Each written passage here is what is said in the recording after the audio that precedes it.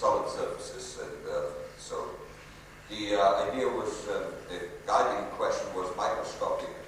Microscopic and a finite classification may be nanoscale, mesoscopic scale, and macroscopic materials or systems. The themes that I believe underlie atomistic investigations are first microscopic phenomena underlying macroscopic phenomena. It's kind of an underlying logo. But there's an interest in small assemblies, small aggregates of material, but they're on the right. So another one is properties and mechanisms of physical and chemical phenomena in small material aggregates and assemblies thereof, powders and the like. And finally, to assess and evaluate the range, particularly spatial range, of validity of continued descriptions, up to what range.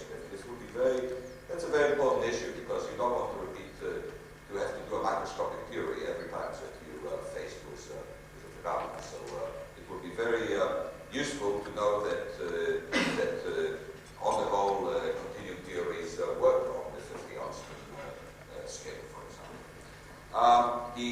Now, some issues that I believe that atomistic studies can make an important contribution, besides just mere small refinements here and there.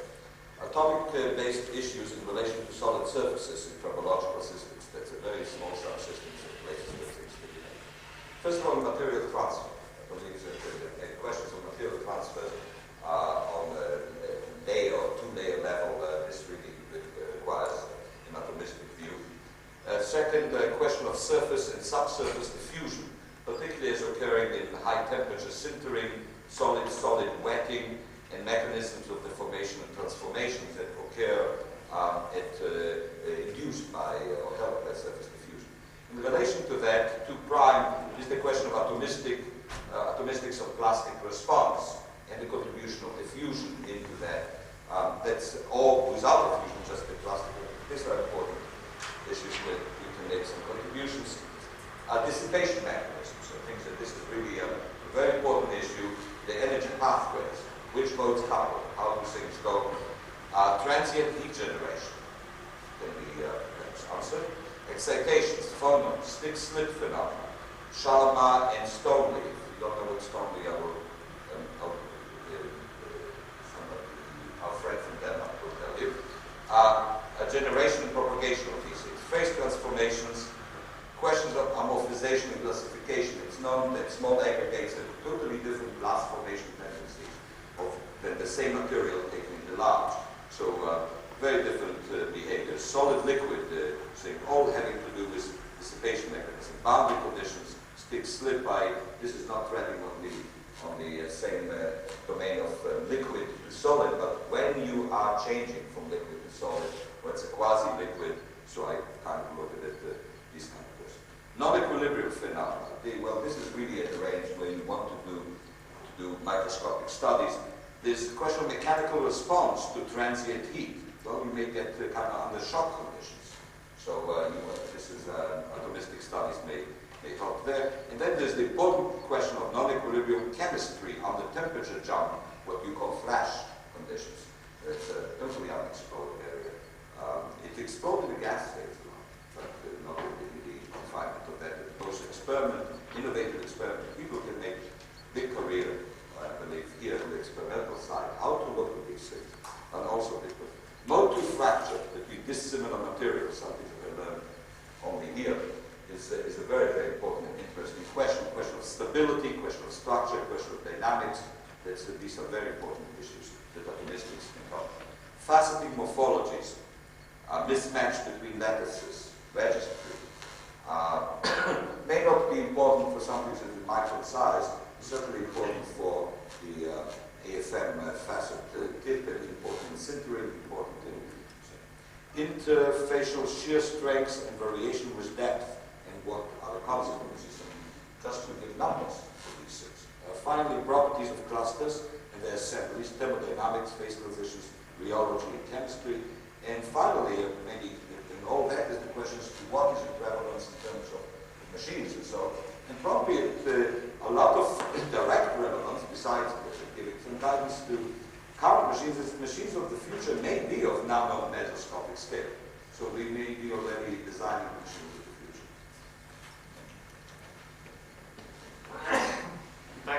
much, Uzi, for that comprehensive presentation. We haven't yet decided what's the penalty for exceeding one sheet, but thank you anyway. Two-sided sheet. John Pethica, are you ready? Good. John Pethica on how can AFM studies make an impact on the understanding of friction in engineering situations? We're going to eliminate the word how, just can AFM studies make an impact on engineering situations. We can't answer that question directly, but we raise a number of questions which we try to summarise here. Rather title of the thing, microscopic mechanism spelling seems to have gone wrong there, from nanometer probes in general, not atomic force microscopy specifically. The main thing is that it's not just a question of macro-engineering, but of course there's a lot of what we call miniaturized new technologies, and this covers a multitude of sins, in which the AFM is not, or AFM and related techniques are not just giving you some insights into macroscopic processes, but they're actually doing the very process scale that you're actually interested in. And we're thinking here of nanometer scale cutting, properties of ultra-small bits of machinery and so forth. So there, it's not a question of giving insight into, you're actually doing the same experiments as the engineering technology you're directly interested in. In general, we can say that AFM and related techniques are really telling you about single asperity properties. And here we have a question, in a sense, for people involved in what seems to be generally called engineering scale here. And that is, supposing we could actually tell you everything you ever wanted to know about a single asperity, sliding properties, deformation properties and so on, would it actually be useful? That's a kind of a question from this area, because the kinds of things you can study on single asperities from AFM and related techniques, nanoprobe techniques, are really very wide. You've got these analytical techniques determining things like roughness, indentation properties, you can look at things like material transfer, look at adhesion, surface forces, and so on and so on. All these are directly accessible to the experimental methods. The question is, are they really useful if you know what all the answers are? Second here, as we've seen in these probes, you can look at things like thin lubricating films, you can calculate friction coefficients, measure thickness, and so on. Do you really need those numbers? Although if we find them. A third thing, it is actually possible to manipulate the surfaces slightly, do things like cutting and polishing and so forth. And a fourth general point, which we felt was quite important, AFM and so on is not just about the atomic scale. If we think in terms of simulations, sure, we think about the odd atom or so, but there's nothing to prevent you using a tip whose radius is 1 micron.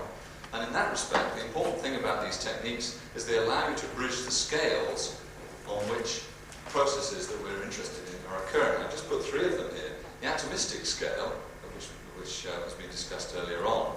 Then you move through to the scale of sort of fraction of a micron, where you have a few dislocations. Dislocations are starting to be important objects in terms of structural change, right through to what I call continuum scale, large scale, where you can treat materials as if they were, if they had some kind of constitutive relationship governing their behaviour. And in that sense, we're not restricted in microscopic just to talking about atomistic processes. That's what kind of attracts the headlines, but it's not what you're restricted to. So you can actually go over these various zones with different characteristics. So in that respect, I'd just like to reflect for you, what is a single asperity? And I see in other sessions there is some discussion of what actually a single asperity is, what size scale it is. 1 minute.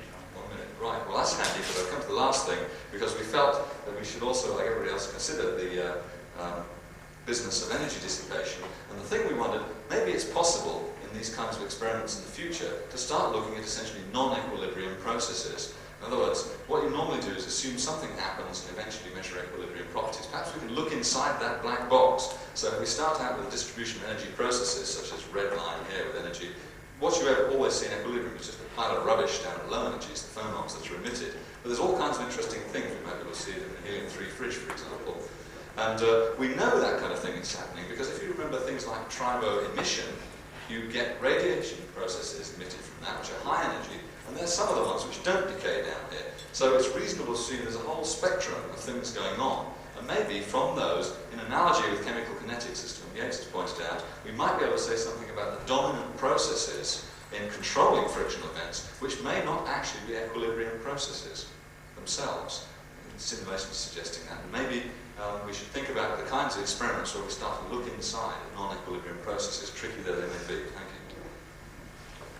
Well done.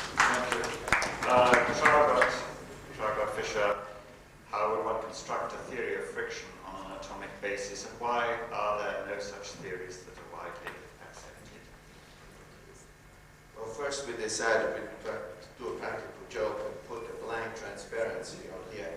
But then we decided to try again. And first, to tell you two stories. One, we should not, if somebody tries to make a theory, expect that that theory predict everything. After all, the Heitel-London theory of the chemical bond is very old, and very few people are capable of calculating or predicting a chemical bond now. So it is more a matter of trying to establish rational relationships. Also, we decided to simply restrict ourselves to how would sliding transform the mechanical energy into phonon emission, and forget about the liquids where theory of viscosity actually is much more advanced. And so we decided that first, of course, what would one need? And first we need the force potential of the atom as it is bonded to its solid.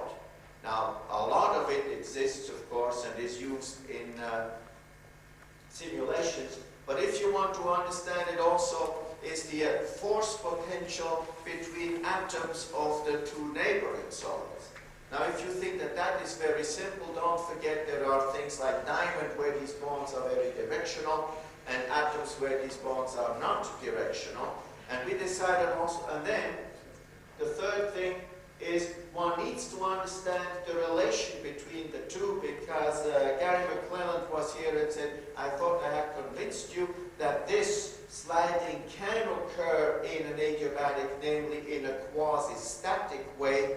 In other words, there can be a relationship between these potentials such that a snapping of the bond need not occur. If it doesn't occur, then you should not have friction. If it does occur, then, of course, you are concerned with the dynamics. This vibration energy of the atom, is any of it available to overcome the next potential, or does all of it go away fast enough so that none of it stays? Now, we thought that probably the second is true, because Uzi Landman has told us that his tips go very, very slowly in his simulation, and we calculated that that was 60 meters per second, which means that 60 meters per second on the atomic scale is very slow, which means that the energy dissipation is such that your vibrational energy goes away probably before you're attacking the next mountain. But nevertheless, this needs to be taken care of. Then also, if you do this simply of two individual atoms sliding against each other, this is not realistic. Don't forget that this atom is attached to a whole crystal, and therefore you need to know how this dissipation occurs. And you know, for instance, that in many polymers there's an internal friction. There is a viscosity inside of the atoms, and these movements of the atoms are not as fast as they are, as elastic as they are in a crystalline solid. Then, the solid state properties. Finally, we have a crystal, and the positions of these atoms are not independent, cannot follow the potential in an independent fashion, and this is why some theories are coming out now demanding registry or non-registry, and predicting zero friction in the case of non-registry, from which was born the joke of the Bragg peak of friction. Because you need really exactly the interference or the addition of the forces that would occur in exact registry. But then you ask yourself, is there enough elasticity in the solid to excuse you from these questions of total registry? Is this demand for total registry an artifact of the models?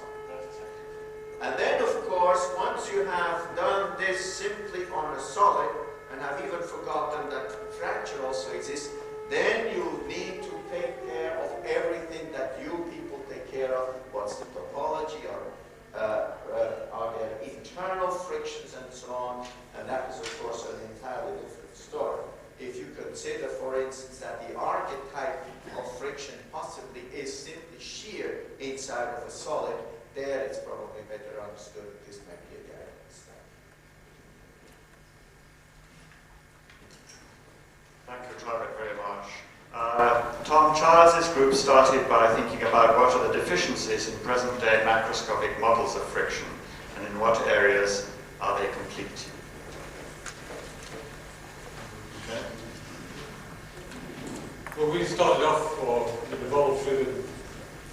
meeting, there's a couple of philosophical points to make.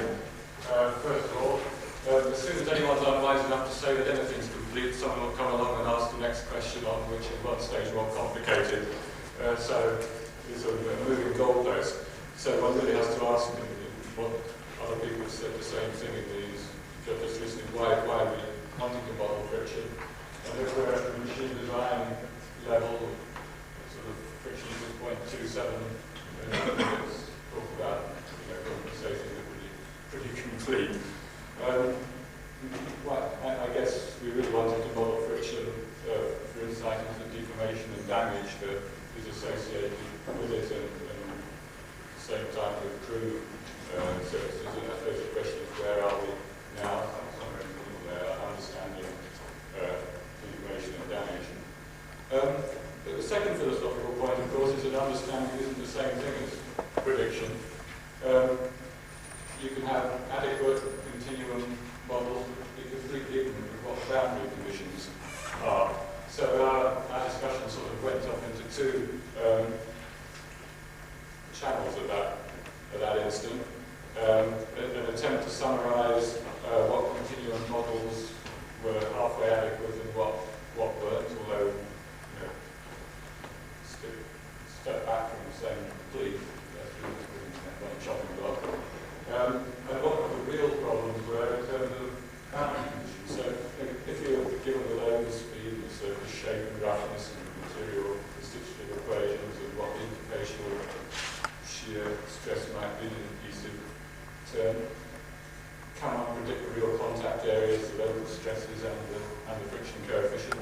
Well, in areas of elastic deformation, viscoelastic, possibly elastic in simple 2D circumstances, the answer could be yes-ish. But when we get to, let's say, strongly layered surfaces, which might occur if we've got oxide films on a surface, or if metal has been strained, so there's a steep work-hardened gradient perpendicular to the surface, possibly the answers or knowledge isn't so good.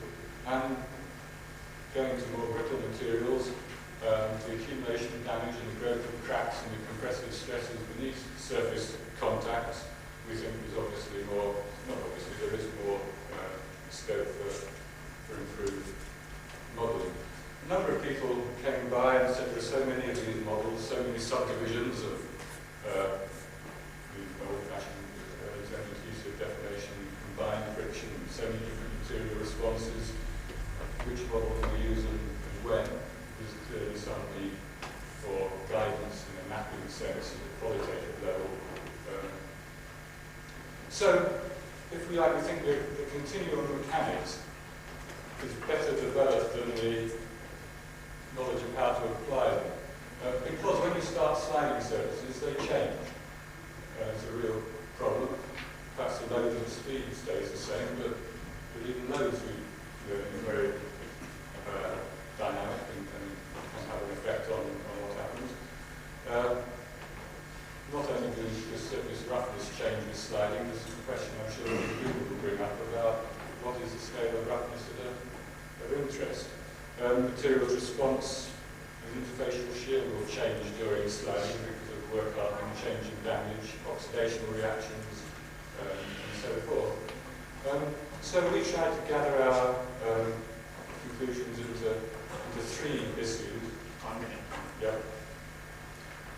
We would like to be able to model and know more about the evolution of friction, changes that occur during sliding, scale effects, changes of perspective which occur as you go down in scale, even if the geometry of continuum models can be applied, if material properties change, and the accommodation of sliding at the interface, which is a repeated theme and something which I think really does link the macroscopic to the nano and the atomistic scale in this meeting, and sort of an arbitrary just collection of specific details within those headings, or it would be difficult if we wrote them down to model to tomorrow, or longer certainly if we wrote them down to model to tomorrow.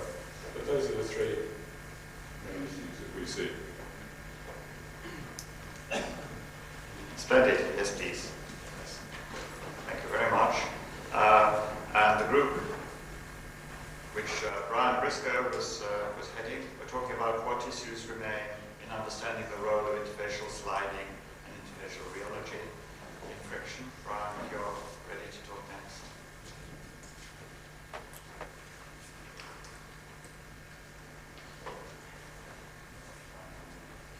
That's fine, thank you. Well, two things first. I tried personally not to influence the outcome of our discussions. And also we adopted Law's law. We just have three items that we pulled out of our discussion. I think you'll notice that the three items that bear a great deal of similarity to things that have been said already this morning and probably will be said again later. Our first choice, just chose three items from our total deliberations, was something that the French have lovingly called the velocity accommodation locus. Tom Charles was calling it the boundary condition. We asked ourselves whether or not this was the most important question, whether you could accommodate through interfacial sliding, shall we say, at A and C. I'm just showing two rigid bodies here with a dissipated material in between. There could be roughness if you wish. Or could you accommodate at B? So this might be uniform here, that would be zone shear, or you might have two rows of interface sliding. Adams a little while ago has talked about the prospect of applying continuum fracture mechanics to dealing with the interface problem. I think it was generally agreed that this is something that must be resolved by experiment, and it's clearly the highest priority we would have in improving our understanding. Without this and the details that go with it, we would have no opportunity of advising our microscopic friends, if you wish, as to what was the most viable thing in practice. So, to use the word mapping, if you wish, we would like to have some understanding as to whether we stayed here or within the block. It has implications in wear, of course, when we have transfer wear or traction cracking. That was the first thing, and I think myself the most important. Our second thoughts were on the significance of something that has been called tau by me, Q by Ken, S by, I forget. But it's this interfacial rheology parameter. There seems to be a great deal of interest in the relationship between fluids and solids, particularly organic solids, and the relationship of this dissipative characteristic to bulk dissipation. And there was talk about how you might think about how this characteristic might change with the separation between the layers. I think we concluded as a group that, providing you don't go down to atomic thicknesses, then the bulk analogies are by and large fairly good predictors for both organic polymers and for mobile liquids. There was a concern about the spectrum of contact conditions and the real area of contact, but we thought that was perhaps Jim Greenwood's ground, so we didn't go further. The point that's been made by Tom Charles, the evolution of a new phase, let me use the word third body because I think that is a good way of describing it. You're asking questions about the rheology, if you wish, or dissipation characteristics of a material which evolves during the sliding process. As to whether or not isothermal arguments could be useful, again, we worry about that because of the relatively small volume in which the work could be dissipated. I think that was our second priority. I think we also realised that just going around measuring friction, even if we measured the area of contact as well, wasn't a very good piece of investigation. And I think it was Philip Bowden that said any fool could measure friction. That's a Bowden quote, isn't it? I think it's probably true that any fool could simulate friction as well. I think one has to have a good priority. Now, we have thought about emission, this was mentioned, or absorption, IR, Raman, X-ray. It's a very nice word with a back T here. We need a means of monitoring the microstrain or the defect propagation or the segmental mobility in this layer as the macroscopic strain is dissipated. Just measuring friction is not enough. We had three final points. Again, the contact area. You have to have a good way of measuring this characteristic, and mica is inconvenient and difficult. Would there be better ways of getting model contacts? I think we're now saying we do need far better machines. I mean, the interest here in the kinematics of sliding does require a better appreciation of the construction of machines and how they're operated. And one thing that had occurred to me towards the end, and it was, I think Duncan Dowson mentioned it also to me, that there is an opportunity, even in a simple friction experiment, to do a little bit more than just slide backwards and forwards. The people in EHL have introduced load axis spin, for example, periodic loading. There are a number of tricks that one could play with a conventional friction machine, if you wish, that could draw out a little bit more information about this rheological characteristic. And as I reflect, I think it's a pity that we haven't, during this meeting, ask what more we could get from a friction machine than just sliding backwards and forwards, and perhaps during this session this evening with other opinions, we might focus our minds on what more we can get from a simple friction machine. So, in summary, there were just three things: where we accommodated the microstrain, what was the significance of this parameter, and I believe that we would have to do something in the future more than just sliding backwards and forwards to answer the questions which we see here. Thank you.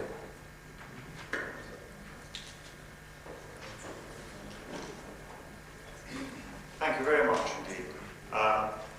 Jim Greenwood, could I ask you to speak next, please? Starting your discussion may have started with the question of the role of asperities in friction.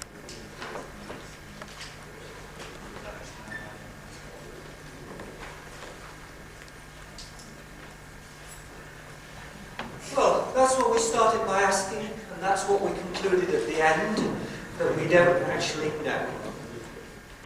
We, I think, agreed that the subdivided nature of the area of contact really does matter. It has a big effect on surface temperatures, and although that's an aspect of tribology or of friction that we've not spent much time on this week, it really is all important. Either in dry contact, where it determines all the phase changes of the metals going on, or in lubricated contact, where it's even more important, it determines whether the lubricants are liquids or solids, whether they stick to the surface, and everything else. It determines the wear behaviour. We know very well that if you get something like a homogeneous area of contact, once wear starts going, things continue to go wrong. If you've got a nice broken up surface, there's a chance for the catastrophic activity to stop and then start again, and it makes an enormous difference if you've got this subdivided area. And of course it affects the thermal and electrical conductance, because they depend on the size of the diameter of an individual contact, and so they don't add up when you add up a lot of little contacts, and contact stiffness is the same. So, what determines whether this area of contact is divided? We're clear that in static contact it's because of the asperities. It's very much less clear what effect this has in a sliding contact. There are other mechanisms which are very well established. The Barber's thermoelastic expansion mechanism, whereby the asperities that generate the heat expand and so take over. Alternatively, you can have the prow formation mechanism of Cox and Antler, where we will start deforming at a particular contact. The chip, the machine there, somehow screws itself up into a prow and suddenly becomes something an order of magnitude or 2 orders of magnitude bigger than the original asperities.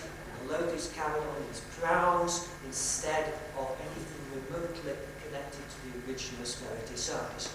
And of course, wear particles or added abrasive particles are going to do the same thing. They're going to localize the area of contact in a way and on a scale which is completely different from anything related to the original asperities.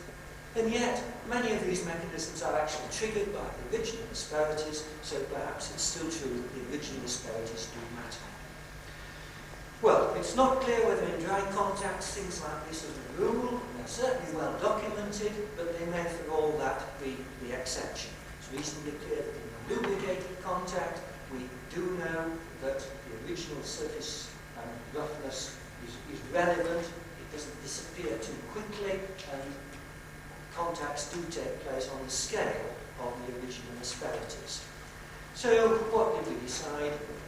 The sort of things that we need to do to investigate the surface roughness of equilibrium surfaces. When you've started with your surface, and you modify the surface roughness as you're running in, can you get to something at the end and say that is the sort of surface roughness which is going to be durable for long enough for us to bother to invent a theory describing it and what it does?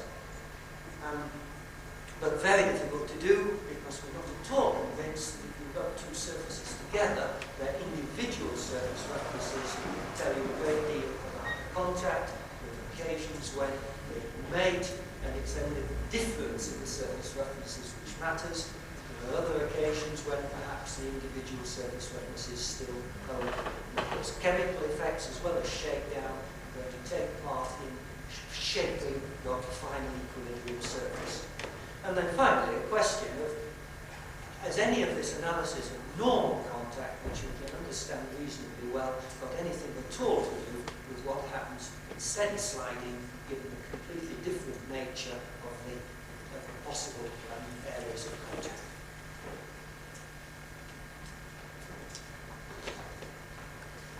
As with all the other group leaders, lots of unsolved questions still. John Branty, can I ask you to tell us what you found about interfacial films with convergent friction?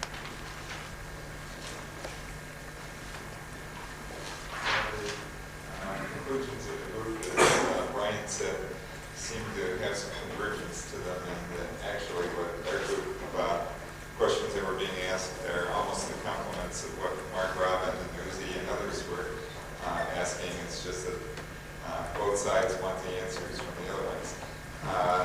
The main question that our group felt was important was extrapolating how far can the microscopic modeling and experiments go, extrapolating to the conditions in the real world. They feel that the films are really what control what's going on in friction and wear in real systems. And one issue that maybe we haven't addressed so much is what role does surface chemistry of the films correlated with mechanics of the films play in properties, for example, especially at high pressures. And an auxiliary question is how important are surface properties at all in determining what goes on in these films. A question from the modelers is, can they treat amorphous films, which the group felt were really what everybody is dealing with. And for example, could you use maybe two types of polymer chains in an experiment similar to Professor George's that would somehow simulate some sort of, his bubble experiments, I should say, that would somehow simulate amorphous effects. Then another question for the challenge to the experimentalists is, are there some standard experiments that can be done, possibly in the round robin, to elucidate these effects, especially with some sort of in situ characterization?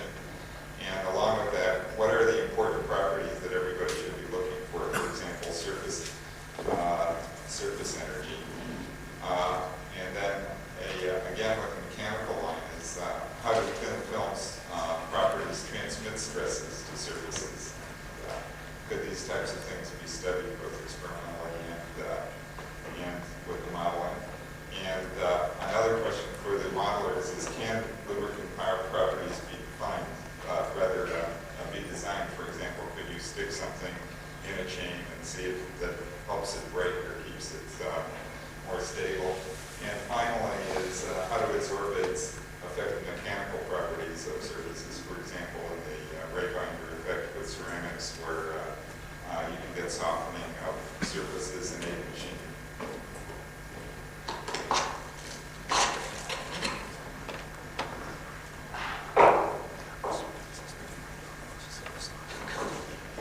Thank you, John, very much.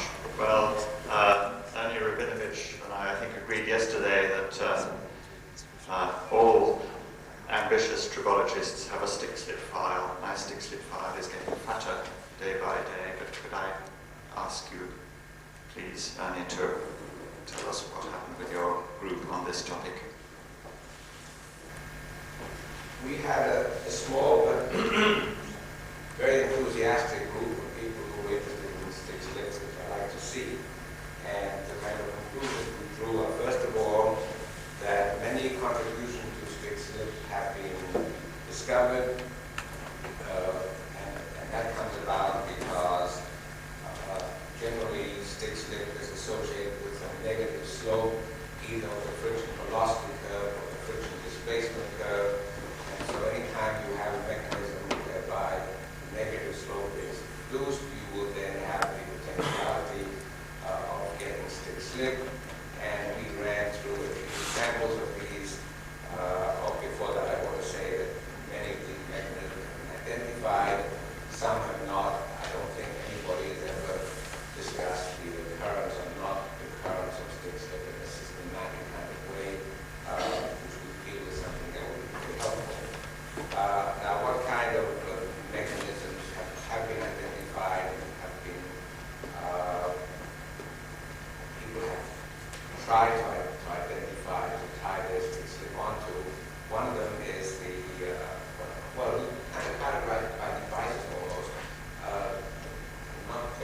mind just giving examples.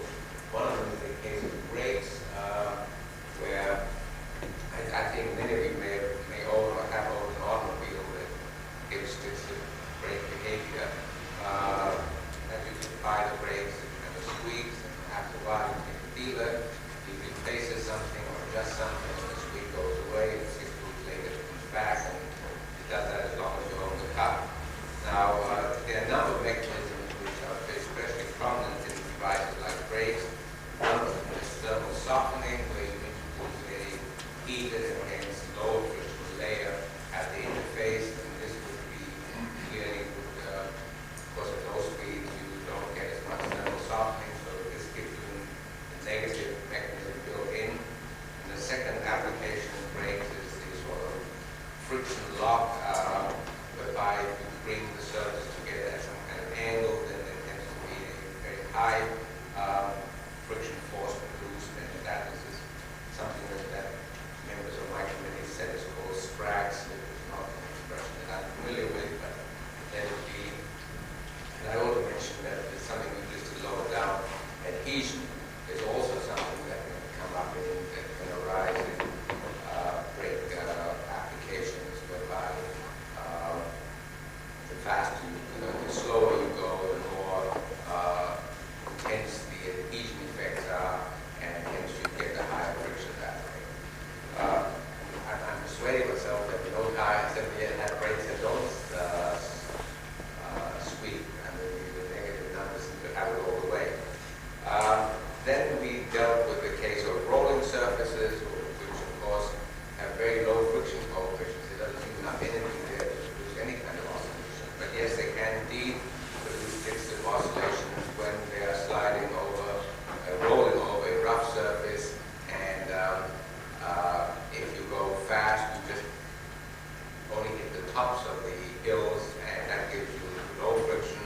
If you go slowly, you get down into each crevasse and climb out again, and then keep doing that, which then gives you a much higher friction, hence you get stick-slip behavior.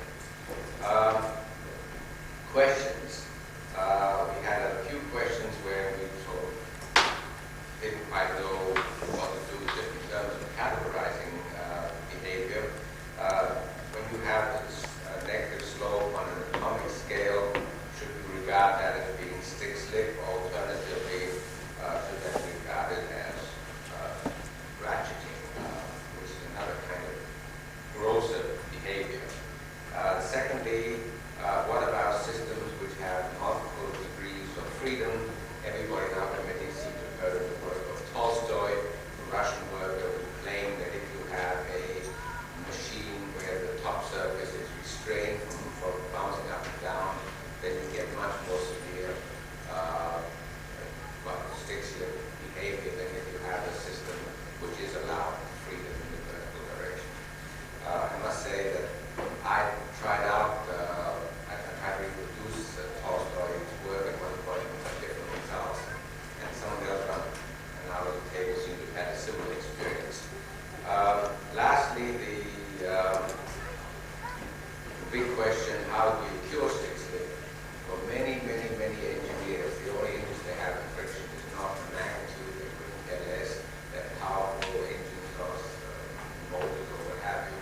All they care about is getting stick-slip, which makes a big noise, and everyone knows whose fault it is.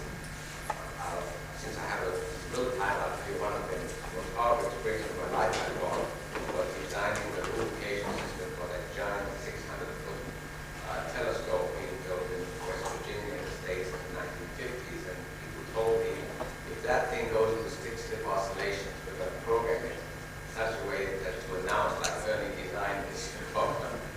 Anyway, luckily the thing was cancelled before I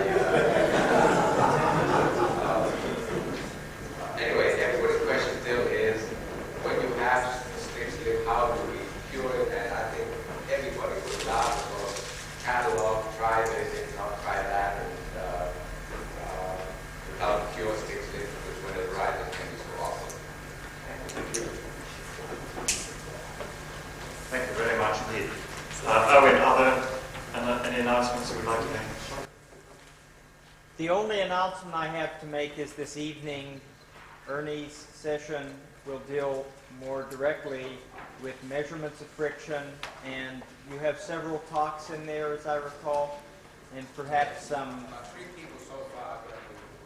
several talks, some rather interesting details, and as I understand, a rather interesting video which purports to show an inclined plane experiment. When you reach a critical angle, the block begins to slide up. Class for the outing leaves in 3 minutes' time. Apple juice at 5:15. The charge was to consider what we've learned so far from atomistic methods that might enable us to improve continuum models of friction.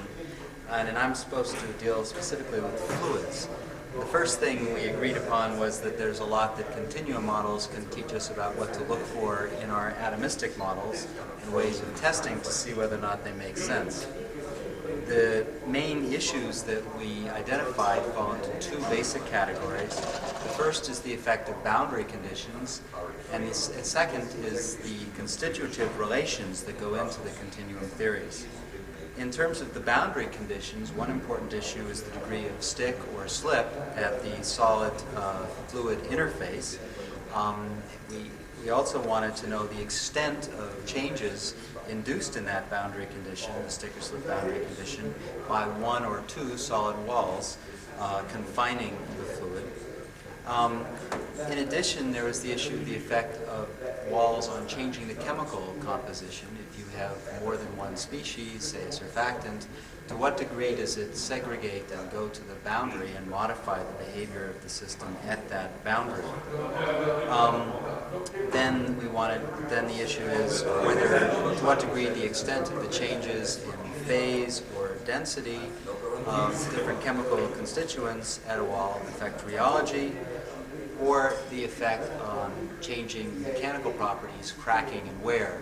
For instance, if you have an adsorbate that can enter a crack that's forming, it lowers the interfacial energy and may aid the formation of cracks and wear.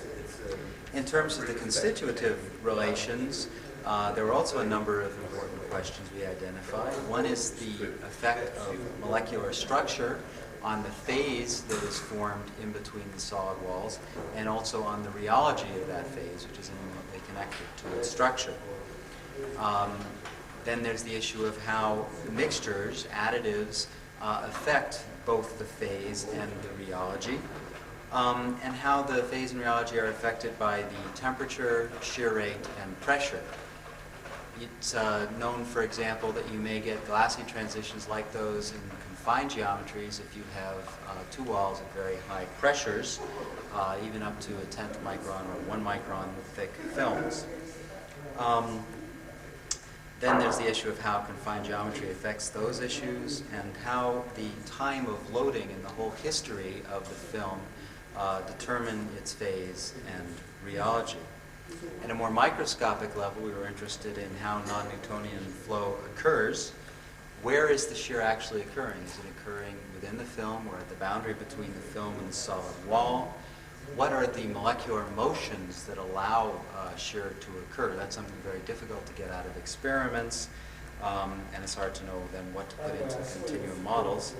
Associated with that, or what are the activation volumes and the relevant activation times that you'd put into something like an airing model to describe the motion within the film. And another related issue is what determines the large shear rate limit of the stress, another parameter in the airing model.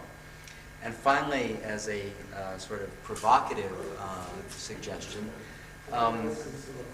we were interested in knowing what one might do with continuum, with actually solving continuum equations, not using finite difference equations, but actually using molecular simulations with artificial molecular models that would very simply solve the continuum equations, a technique that's been used a lot in studies of Navier-Stokes equations.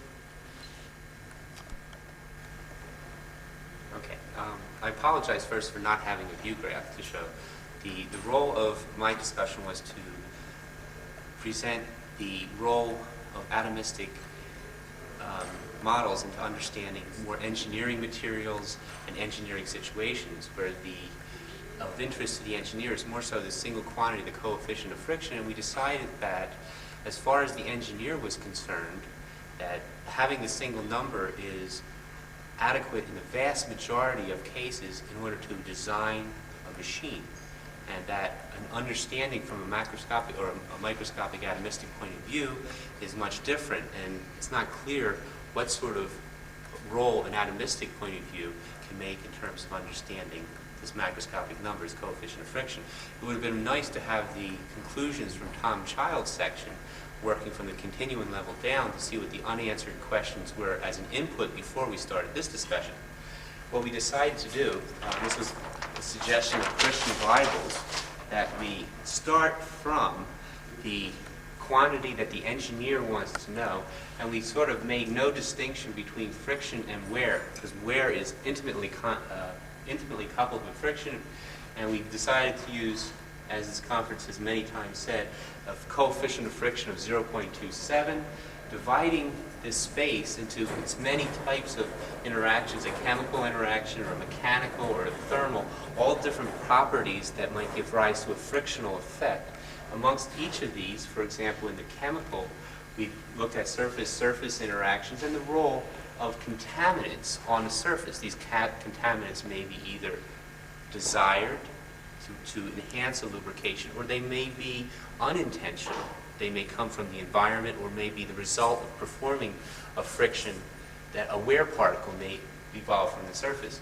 And we've decided that as you go to smaller and smaller length scales, you can envision microscopic experiments. And by experiment, here I mean both computer simulation experiments as well as real experiments of idealized systems of simple idealized layers with either a few reactive species or a few oxide layers on the surface, and then perform the experiment to see how the two surfaces interact, tribology, as well as the formation of wear removing material from the surface. Given the information from this atomistic idealized experiment between two surfaces with a few oxide layers, one can imagine marching back up this tree to understand what aspect that simple model or that simple interaction gives in determining this coefficient of friction that the engineer wishes to know. There are many other areas, like in the mechanics, we mostly concerned ourselves with the formation of defects, vacancies, cracks, adhesion, abrasion. Fatigue, we decided that we really don't know an answer to or a simple experiment we can perform, because fatigue depends on the history of the wear that interacts between the particles.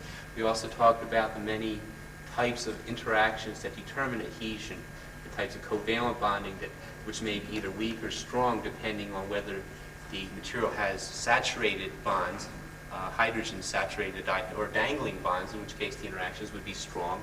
Van der Waals bonds are always weak. In the thermal section, we discussed things like the surface tension between two surfaces, and we came up with some question marks here, because the atomistic models or the molecular dynamics simulations really don't have a good method for understanding surface tension or how to calculate surface tension of solids. There's been very good work in terms of calculating surface tensions of liquids. Okay, to conclude, I wanted to comment on Mark Robbins' statement that I don't think that molecular dynamics by itself will ever get to a length scale and time scale such that all of these different phenomena can be incorporated into one simulation. One individual aspect at a small length scale and a small time scale will have to be studied at a time. And in order to study the larger length scales in a given engineering application, one has to couple the molecular dynamics with the continuum mechanics at the larger length scales.